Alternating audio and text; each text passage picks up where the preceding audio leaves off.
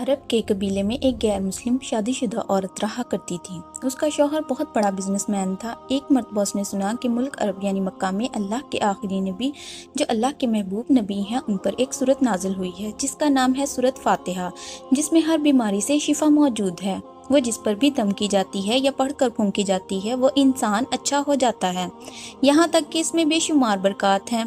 इसमें अब अकीदे की बात है, मुस्लिम हो या गैर मुस्लिम, अल्लाह पाक जिसके दिल में ईमान की रोशनी डालना चाहे, अल्लाह की कुदरत का तो आप सबको अंदाजा होगा।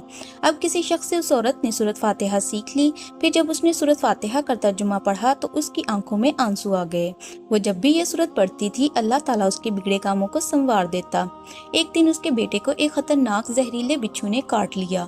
बड़े बड़े हकीमों तबीबों को बुलवाया गया। सब ने ये कहकर जान छुड़वा ली कि इस बिच्छू का जहर बहुत खतरनाक है, इस बच्चे का हम कुछ नहीं कर सकते, तुम्हारा ये बच्चा बस कुछ ही देर का मेहमान है।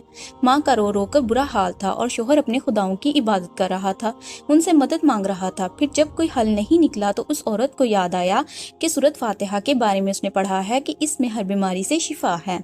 इसके दिल में ख्याल आया कि अगर मैं इसे पढ़कर अपने बच्चे पर दम करूं तो क्या मेरा बच्चा ठीक हो जाएगा, क्योंकि अल्लाह ताला ने इस औरत को ईमान की तरफ लाना था। इसके दिल में इस्लाम की मोहब्बत मजीद पैदा करनी थी तो इसकी जुबान में तासीर दे दी।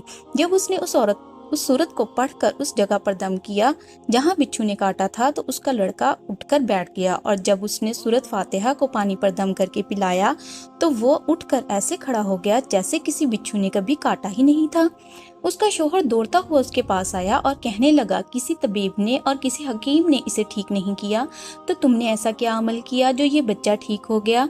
उसने कहा, कुछ भी तो नहीं, बस एक सूरह है जो हर बीमारी को ठीक कर देती है। बस वो मुझे याद थी, मैंने पढ़कर अपने बच्चे पर दम किया और उसका पानी पिलाया, तो देखो कैसे ठीक हो गया हमारा बच्चा। उसका शौहर बजाय खुश होने के उससे नाराज हो गया कि ये तुम क्या जादू टूने कर रही हो।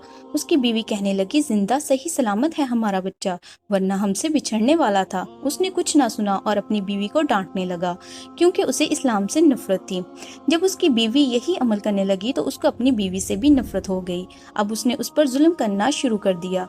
हर रोज उसको मारता पीटता और कहता कि अब मैंने तेरे मुंह से ये सूरत सुनी तो याद रखना तेरी खाल खींच लूंगा। उसको अल्लाह के कलाम पर बिल्कुल यकीन नहीं था, जबकि उसकी बीवी को अल्लाह के कलाम पर यकीन हो गया।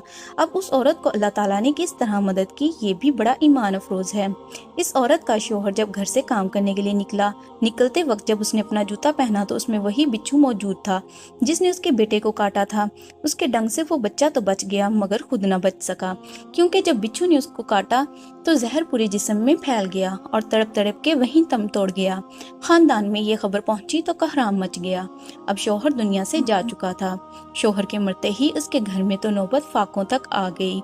वो औरत कर्जदार होकर रह गई। वो बहुत परेशान थी। दिल में फिर वही बात आई कि मैं सूरत फातिहा का विर्द करती हूँ, क्या पता मेरी परेशानियां भी दूर हो जाएं।